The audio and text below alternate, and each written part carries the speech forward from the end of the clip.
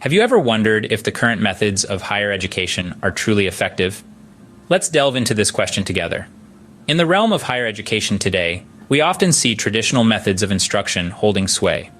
Picture a large lecture hall filled with students, their eyes glued to the professor standing at the front, scribbling notes as fast as they can. This method, often referred to as the sage on the stage, has been the bedrock of higher education for centuries. But let's pause for a moment. Are these methods truly effective? Are students really grasping the intricacies of the subjects they're studying?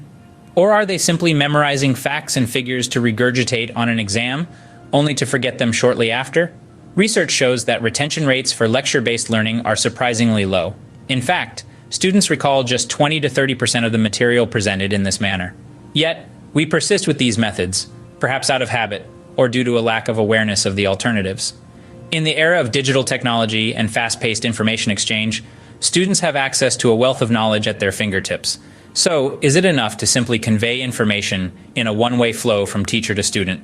Or is it time to reconsider our approach, to make learning more interactive, more engaging, more meaningful? The traditional methods of instruction have their merits, of course. There's value in having an expert share their knowledge, in providing a structured framework for learning.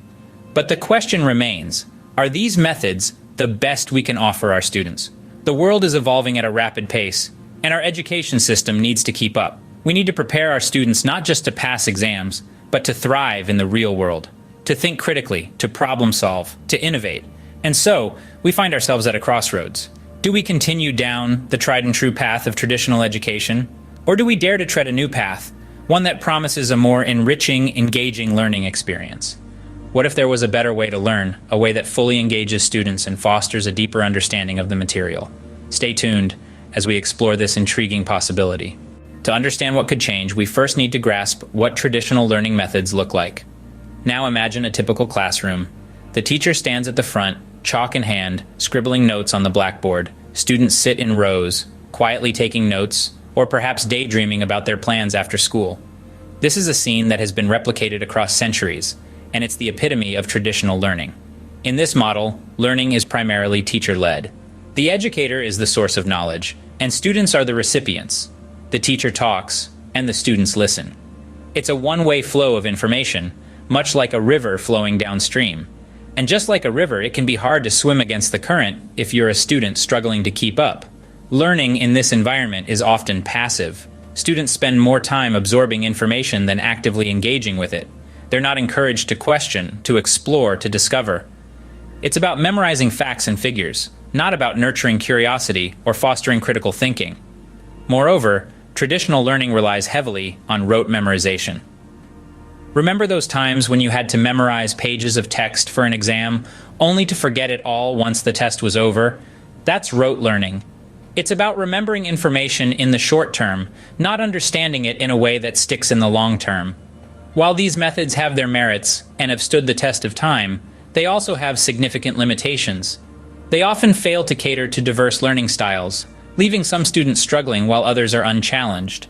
They can stifle creativity, discourage questioning, and ultimately make learning feel like a chore rather than a joy.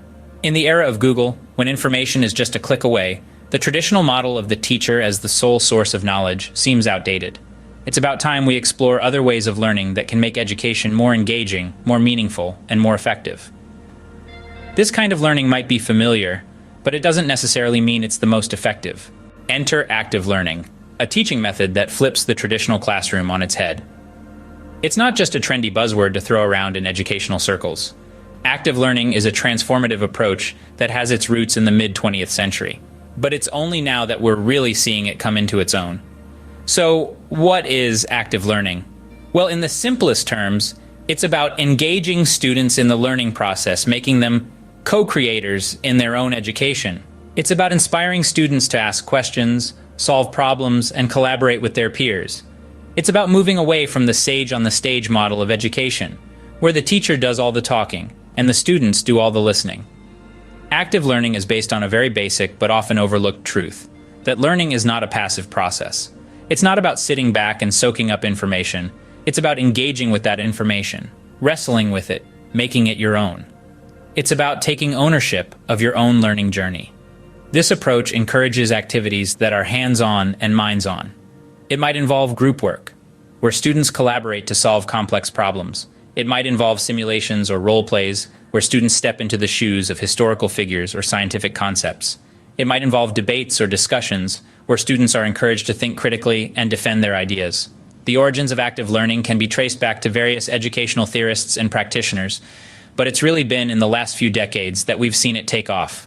As we've come to understand more about how the human brain works, how we learn, and how we retain information, it's become clear that active learning is not just a nice idea, but a necessary one.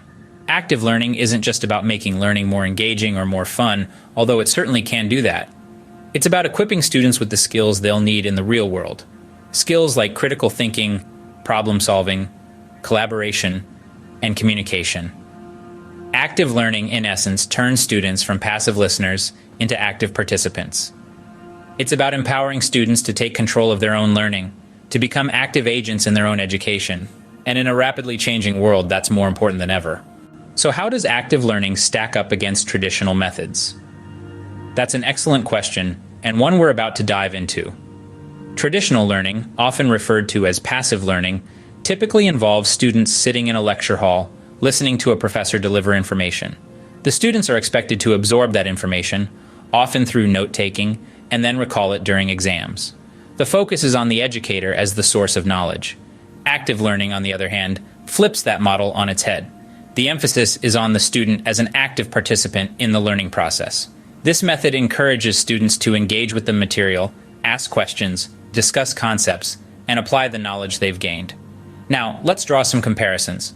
In traditional learning, students often struggle with retaining the information they've learned.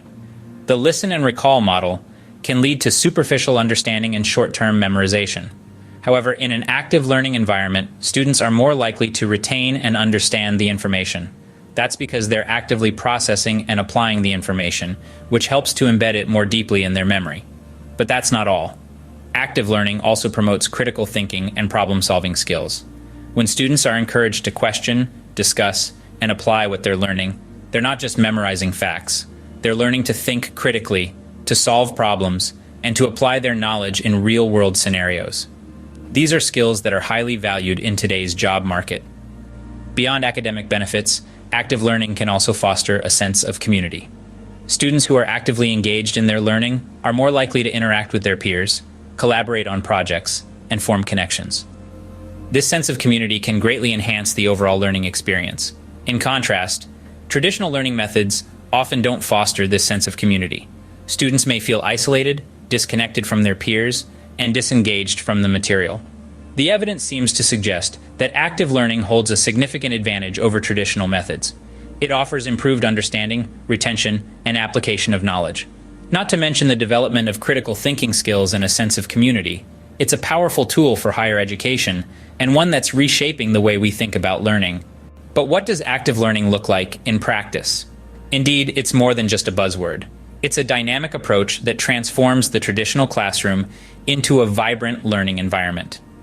Let's explore some common active learning strategies. First, we have problem solving. This method challenges students to apply what they've learned to solve real-world problems. It's not about memorizing facts and figures. It's about understanding concepts and using that understanding to navigate complex situations. Next, we have group discussions. These aren't your average chit-chats. They're structured conversations where students exchange ideas, question assumptions, and build upon each other's thoughts. It's a collaborative process that fosters critical thinking and enhances communication skills. Then, there are case studies. In this approach, students delve into real or hypothetical scenarios related to their field of study. They analyze the situation, identify the challenges, and propose solutions. It's a process that cultivates analytical thinking and decision-making skills. And let's not forget about hands-on activities. Whether it's conducting a science experiment, creating a piece of art, or coding a program, these activities offer students a chance to learn by doing. They engage the senses and make learning a tangible experience. In all these strategies, the students are active participants in the learning process. They're not just passively receiving information, they're actively processing it, questioning it, and applying it. They're not just learning about the world, they're learning how to interact with it. Active learning is not a one-size-fits-all solution. Different strategies work for different subjects, different classrooms, and different students. But the core idea remains the same: to engage students in the learning process, to make them active participants rather than passive recipients. Active learning isn't about doing things differently for the sake of being different. It's about achieving better learning outcomes. It's about making education a dynamic, interactive, and engaging process. It's about preparing students not just for exams, but for life.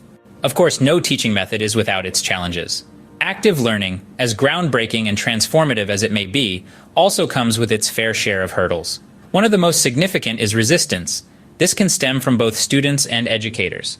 Students used to being passive recipients of information may find the shift to active participation daunting. Similarly, educators may feel uncomfortable letting go of the traditional lecture format they're accustomed to. To counter this resistance, gradual implementation can be a wise strategy. Instead of an overnight shift, institutions can introduce active learning methods slowly. This allows both students and educators to adapt at their own pace, reducing the shock of change. Another challenge is resources. Active learning often requires more than a blackboard and a textbook. It may involve technology, collaborative spaces, and other tools. This could pose a problem, especially for institutions with tight budgets. One potential solution here is to creatively utilize the resources at hand. For instance, mobile devices that most students already own can be used for collaborative tasks or research during class. Time constraints also pose a challenge. Active learning methods, such as group projects or discussion-based lessons, can be time-consuming.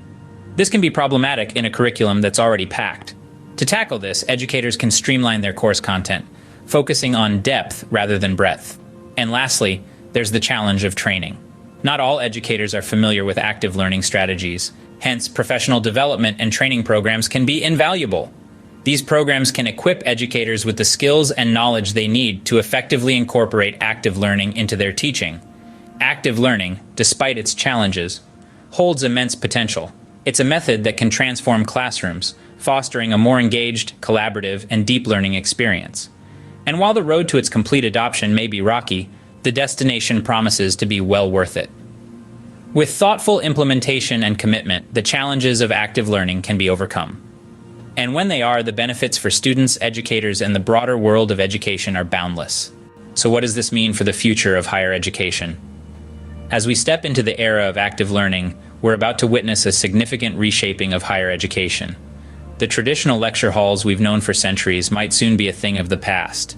Instead, we're moving towards a more interactive, engaging, and dynamic academic environment. Active learning, with all its potential, could be the key that unlocks a new world of possibilities for students. It is a method that not only emphasizes understanding, but also promotes the development of critical thinking skills, creativity, and problem-solving abilities. Imagine a generation of learners who don't just memorize facts, but who truly understand and can apply their knowledge in real-world situations. Now that's a promising future. But it's not just the students who stand to gain. Educators too can benefit immensely from this shift. Active learning allows teachers to move away from the often monotonous task of lecturing to a more engaging role of facilitators. This not only makes teaching more enjoyable, but also more fulfilling as they witness the growth and development of their students. And let's not forget the wider society. An education system focused on active learning could result in a workforce that is more adaptable, innovative, and equipped to solve complex problems. This could potentially boost economic growth, foster societal development, and even help address some of the world's most pressing challenges.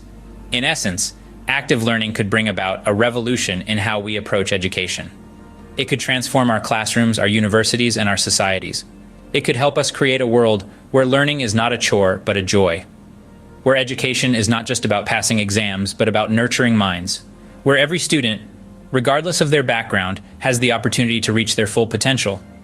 Active learning isn't just a teaching method, it's a potential revolution in how we approach education.